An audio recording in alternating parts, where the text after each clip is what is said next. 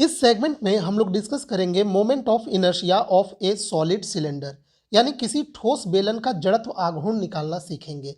किसी भी बेलन में कई एक्सिस ऑफ रोटेशन लिया जा सकता है और इसी कारण से हम लोग वेरियस केसेस डिस्कस करेंगे। अलग अलग एक्सिस ऑफ रोटेशन हम लोग सेलेक्ट करके हम उसका मोमेंट ऑफ इनर्शिया निकालेंगे।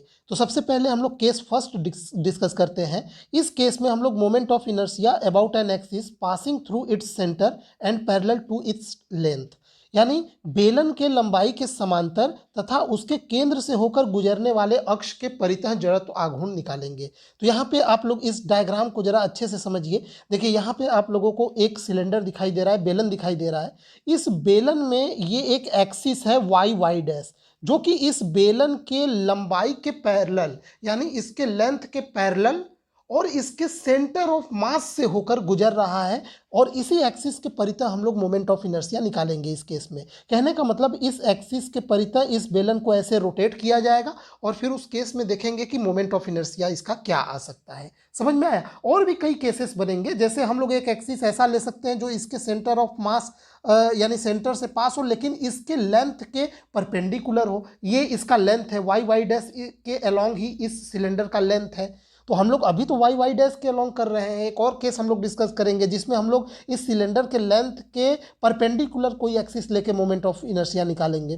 तो वो केस अभी हम लोग इसी वीडियो में आगे डिस्कस करेंगे। देखिए यहाँ पे ये जो सिलेंडर है, इस सिलेंडर का जो लेंथ है वो एल है और जो वाई वाई डैश जो एक्सिस है वो सिलेंडर के बिल्कुल बीचों बीच से पास हो रहा है। और कैपिटल आर इस सिलेंडर का रेडियस है। M total mass of the cylinder है, द्रव्यमान। ठीक, अब यहाँ पे एक चीज़ आप लोग ध्यान देंगे कि डायरेक्ट जो थ्योरी में I is equal to M R square जो फॉर्मूला आप लोगों को बताया गया है मोमेंट ऑफ इनर्शिया का, वो डायरेक्ट यहाँ पे आप नहीं लगा सकते, वो डायरेक्ट एप्लीकेबल नहीं होगा। क्योंकि इस फॉर्मूले के साथ एक एजम्पशन जुड़ा होता है कि ये फॉर्मूला तभी एप्लीकेबल होगा जब कोई पॉइंट मास हो, यानी उस पार्टिकल का अगर टोटल मास किसी पॉइंट पे कंसंट्रेटेड हो तब हम लोग ये डायरेक्ट फॉर्मूला लगा सकते हैं। यानी एक चीज़ अपने दिमाग में बिठा लीजिए कि ये फॉर्मूला तब लगता है जब हम कोई पॉइंट मास जैसा सिनेरियो बना ले कि पूरा मास जो है वो पूरे डायमेंशन में, पूरे वॉल्यूम में डिस्ट्रीब्यूटेड ना होके एक पॉइंट पे डिस्ट्रीब्यूटेड हो। तो ऐसा केस तो यहाँ दिखाई नहीं दे रहा है। यहाँ पे जो कैपिटल एम जो टोटल मास है सिलेंडर का वो तो इसके पूरे आयतन यानी पूरे वॉल्यूम में डिस्ट्रीब्यूटेड है। तो ऐसे केस में हम लोग एक छोटा सा जुगाड़ यहाँ पे लगाएंगे तरीका, और वो ये करेंगे कि ये चूंकि ये सिलेंडर है तो इसी ज्योमेट्री का हम लोग एक एलिमेंट्री सिलेंड्रिकल सेल कट करेंगे। ये देखिए जितना पार्ट मैं यहाँ पे अंडरलाइन कर रहा हूँ ये एक एलिमेंट्री सिलेंड्रिकल सेल कट किया गया है इसी बेलन के अंदर। इसकी विशेषता ये है कि ये जो एलिमेंट्री सिलेंड्रिकल सेल है ये इतना पतला होगा कि इसके मास को हम लोग पॉइंट मास कंसीडर कर सकते हैं। ठीक, अब ये मत सोचिएगा कि ये तो पूरे सिलेंडर के ज्योमेट्री का है, कैसे पॉइंट मास कंसीडर करेंगे। हम इस वाई डैश एक्सिस के अलोंग चारों तरफ जब इस सिलेंड्रिकल सेल को देखेंगे तो इसका मास हमको इसी सिलेंड्रिकल सेल के ज्योमेट्री का ही पॉइंट मास हमें समझ में आएगा। इसीलिए हम लोग क्या करेंगे, पहले इस एलिमेंट्री सिलेंड्रिकल सेल का मास निकालेंगे, उसका moment of inertia y y dash के अलोंग निकालेंगे, फिर पूरे सिलेंडर के लिए हम इसको इंटीग्रेट कर देंगे। कहाँ से कहाँ तक? देखिए ये जो सिलेंड्रिकल सेल कट किया गया है जिसका हम लोग मास निकालने वाले हैं ये वाई वाई डैश एक्सिस से एक्स दूरी पे है। यानी यूं कह लीजिए कि इस सिलेंड्रिकल सेल का जो रेडियस है वो है एक्स और इस सिलेंड्रिकल सेल का जो मोटाई है वो है डी एक्स। तो अगर मुझे इस सिलेंड्रिकल सेल को इस पूरे सिलेंडर में फैलाना होगा तो हम लोग एक्स को कहाँ से कहाँ वेरी करा देंगे, हम 0 से r तक वेरी करा देंगे। देखिए x 0 का मतलब हम वाई वाई डैश एक्सिस पे आ गए। अब x को 0 से r तक फैला दें तो ये पूरा का पूरा सिलेंडर क्या हो जाएगा, कवर हो जाएगा। ठीक, आपको बात समझ में आया क्या प्रोसेस हम लोग अपनाने वाले हैं? सिलेंड्रिकल सेल का मास निकालेंगे, उसका moment of inertia y y dash के अलोंग निकालेंगे, उसमें x वेरिएबल होगा, फिर उसी मोमेंट ऑफ इनर्शिया को हम लोग इंटीग्रेट कर देंगे 0 से r तक, हमारा पूरा सिलेंडर कवर हो जाएगा, उसका मोमेंट ऑफ इनर्शिया आ जाएगा। समझ में आया? तो अब हम लोग आगे बढ़ते हैं। इस एलिमेंट्री सिलेंड्रिकल सेल का मास निकालने के लिए सबसे पहले हम मास पर यूनिट वॉल्यूम यानी डेंसिटी निकालते हैं, घनत्व, कि इस सिलेंडर का डेंसिटी घनत्व क्या है। तो वो हमें निकलेगा इस सिलेंडर का टोटल मास बटे इस सिलेंडर का volume pi r square into l. अब ये हमें डेंसिटी मिल गया, लेकिन हमें तो मास चाहिए केवल और केवल सिलेंड्रिकल सेल का। तो जितना सिलेंड्रिकल सेल का वॉल्यूम है उसके वॉल्यूम में हम लोग डेंसिटी यानी मास पर यूनिट वॉल्यूम से अगर गुणा कर दे तो हमें केवल और केवल उस एलिमेंट्री सिलेंड्रिकल सेल का मास निकल जाएगा। ये फॉर्मूला आप लोग जानते हैं कि मास पर यूनिट वॉल्यूम यानी एकांक आयतन का द्रव्यमान। अब एकांक आयतन का द्रव्यमान हम लोग यहाँ पे निकाल चुके हैं, तो हमें तो केवल उतने ही आयतन उतने ही वॉल्यूम का द्रव्यमान चाहिए जितने में सिलेंड्रिकल सेल है। तो हम लोग उसमें उस सिलेंड्रिकल सेल के वॉल्यूम को मल्टीप्लाई कर देंगे, हमारे पास मास आ जाएगा एलिमेंट्री सिलेंड्रिकल सेल का। तो ये रहा मास पर यूनिट लेंथ और इसमें ये सिलेंड्रिकल सेल का वॉल्यूम। अब आप लोगों को अगर दिक्कत हो रहा है समझने में कि सिलेंड्रिकल सेल का वॉल्यूम कैसे निकाला जाए, तो आप लोग एक तरीका अपना सकते हैं कि देखिए ये जो एक सिलेंड्रिकल सेल दिख रहा है, आप एक कागज लीजिए या कागज या कॉपी लीजिए पतला सा, उसको सिलेंडर के शेप में मोड़िए। तो जब आप सिलेंडर के शेप में मोड़ेंगे तो यहाँ पे देखिए ये सिलेंड्रिकल सेल का रेडियस कितना है, एक्स है। तो अब क्या करिए, वो जो कॉपी आप लोग उस सिलेंड्रिकल सेल यानी एक खोखला बेलन की तरह जो आप उस कॉपी को मोड़े हुए हैं, अब आप उस कॉपी को फैला दीजिए। तो जब आप फैलाएंगे तो उस कॉपी का लंबाई तो एल होगा, ठीक है। वो कॉपी मान लीजिए ये ऐसा, ये कॉपी है, ऐसा कॉपी था। इसी कॉपी को आपने ये सिलेंडर फॉर्म में क्या किया था, मोड़ा हुआ था, खोखला सिलेंडर। तो जब आप इसको फैलाएंगे तो इसका लेंथ तो वही होगा स्मॉल एल, ये वाला पार्ट जो कि इस बेलन का था, सिलेंडर का। लेकिन ये वाला पार्ट जो होगा वो उसका परिधि होगा, उसका सर्कमफेरेंस होगा, जो कि कितना होगा 2 पाई एक्स, क्योंकि इसका रेडियस एक्स बन रहा था। तो देखिए लंबाई एल हो गया और इसकी चौड़ाई हो गई 2 पाई एक्स और इसकी मोटाई कितनी है, डी एक्स। तो लंबाई गुड़े चौड़ाई गुड़े मोटाई, जब आप लोग ये फॉर्मूला यहाँ पे लगा देंगे तो आपको इसका आयतन मिल जाएगा, वॉल्यूम मिल जाएगा। समझ में आया कि नहीं भाई? लंबाई आप समझ पा रहे हैं ना, कॉपी का ये वाला लंबाई तो ये इतना तो एल है। जब आप इसको इस तरह से फैला देंगे तो जो इसकी चौड़ाई निकल के आएगी वो इसकी परिधि यानी सर्कमफ्रेंस के बराबर होगा। क्योंकि रेडियस बन रहा था एक्स, तो ये 2 पाई एक्स इसका ये वाला पार्ट हो जाएगा। लंबाई आ गया, चौड़ाई आ गया, मोटाई इसकी कितना हम लोग लिए हैं, डी एक्स। तो लंबाई गुड़े चौड़ाई गुड़े मोटाई, यही तो वॉल्यूम होता है, यही तो आयतन का सूत्र बनता है, एल बी एच, लंबाई इंटू ब्रेथ इंटू हाइट। तो ये यहाँ पे ये देखिए यही यहाँ पे किया गया है, ये इसका चौड़ाई, ये इसका लंबाई और ये इसका मोटाई। क्लियर? अब यहाँ से कुछ फैक्टर कैंसिल हो जाएंगे और हमें ये मास मिल गया, एलिमेंट्री ये सिलेंड्रिकल सेल का मास मिल गया। अब हम लोग इसका मोमेंट ऑफ इनर्शिया निकालेंगे वाई वाई डैश एक्सिस के अलाउ, और सिंपल वही फॉर्मूला हम लोग लगा देंगे जो एम आर स्क्वायर वाला होता है।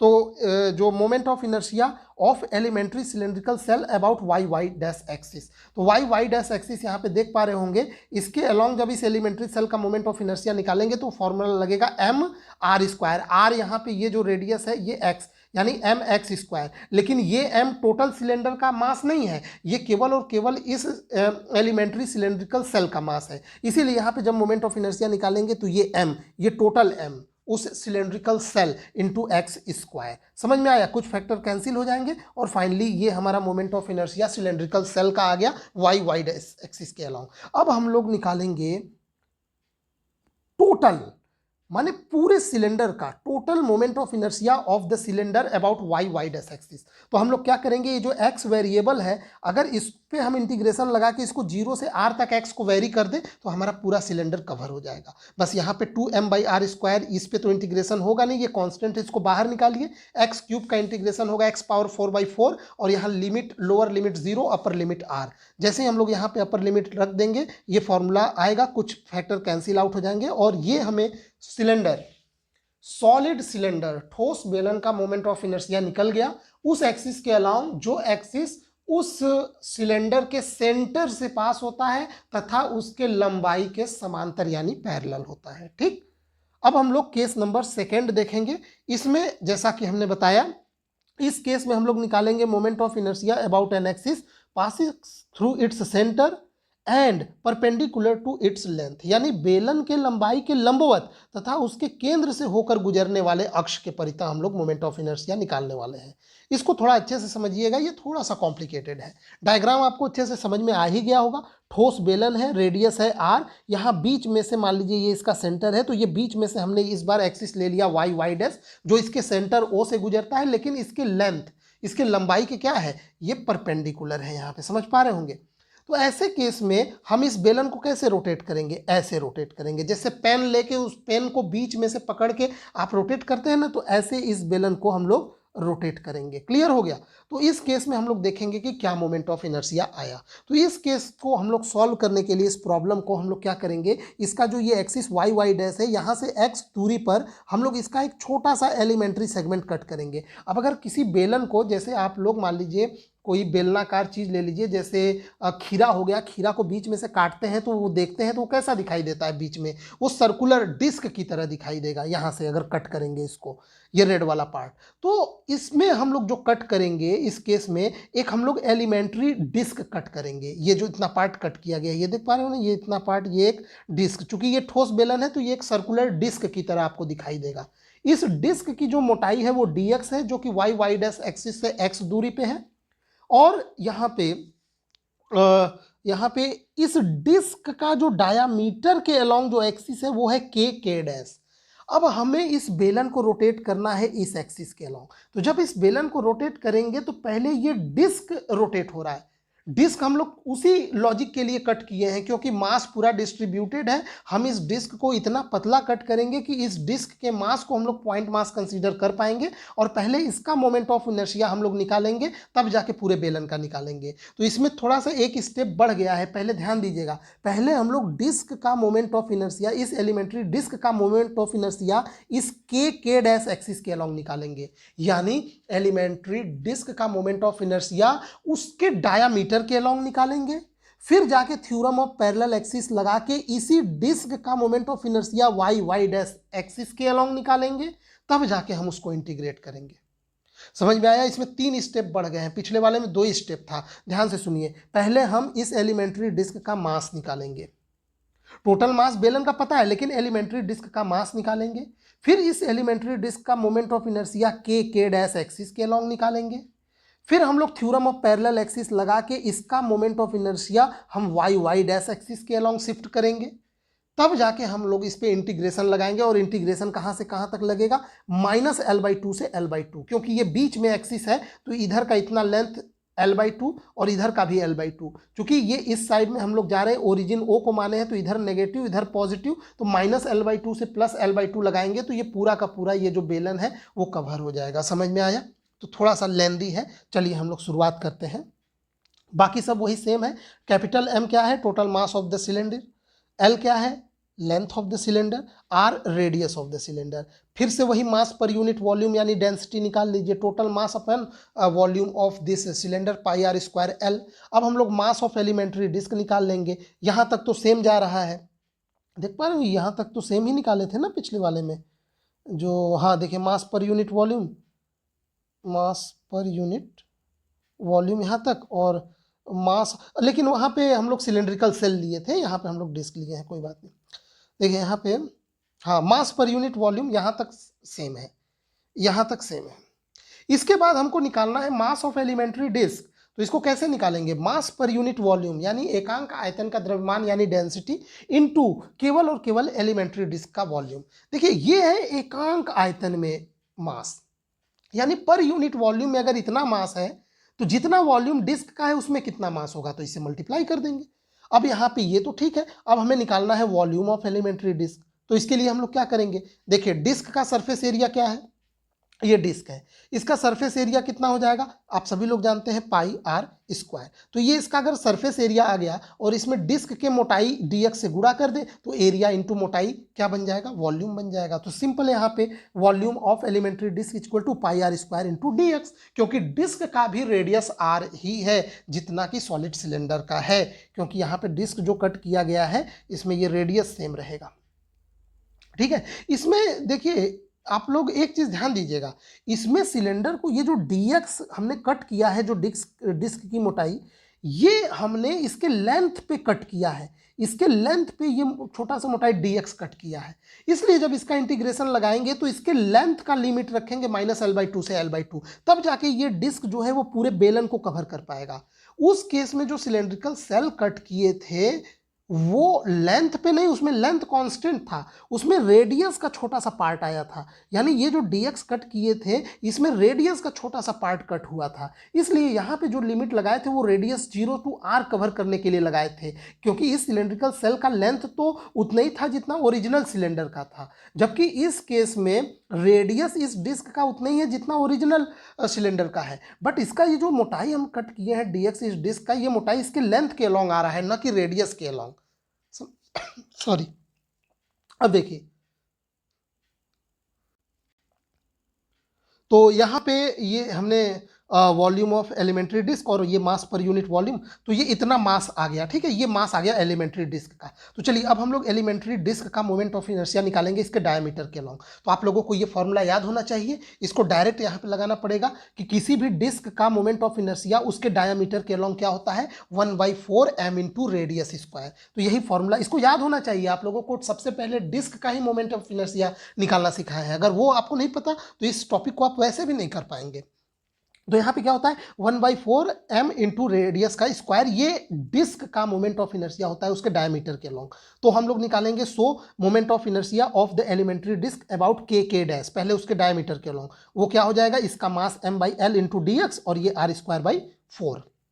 क्लियर, रेडियस तो खैर आ रही है। अब हम लोगों को ये के डैश के, देखिए मैं एक और छोटा सा यहाँ डायग्राम बना दिया हूँ ताकि आप लोगों को कंफ्यूजन ना हो। ये डायग्राम क्या है, ये के डैश के अलॉन्ग हम लोग इसका मोमेंट ऑफ इनर्शिया निकाल चुके हैं। अब ये के डैश जो एक्सिस है वो इस डिस्क के सेंटर ऑफ मास से पास हो रहा है, तो ऐसे में इस एक्सिस के पैरेलल जो ये वाई डैश है इसके अलॉन्ग हमें मोमेंट ऑफ इनर्शिया निकालना है। तो वो क्या हो जाएगा, वो हो जाएगा के डैश के along moment of inertia ICM, क्योंकि ये इसके सेंटर ऑफ मास से पास हो रहा है के डैश एक्सिस, प्लस इस डिस्क का मास इनटू दोनों एक्सिस के बीच की दूरी का स्क्वायर यानी एक्स स्क्वायर। यहां पे ये देख लीजिए आप लोग अच्छे से, ये formula theorem of parallel axis लगाएंगे, बट याद रखिएगा ये मास डिस्क का है। तो हम लोग क्या करने वाले हैं, now using the theorem of parallel axis moment of inertia of the elementary disc about y dash. अब ये जो के डैश के अलॉन्ग हम डिस्क का मोमेंट ऑफ इनर्शिया निकाले थे, थ्योरम ऑफ पैरेलल एक्सिस लगा के हम इसको शिफ्ट करेंगे यहाँ वाई डैश एक्सिस के अलॉन्ग। तो ये हो जाएगा इसका, देखिए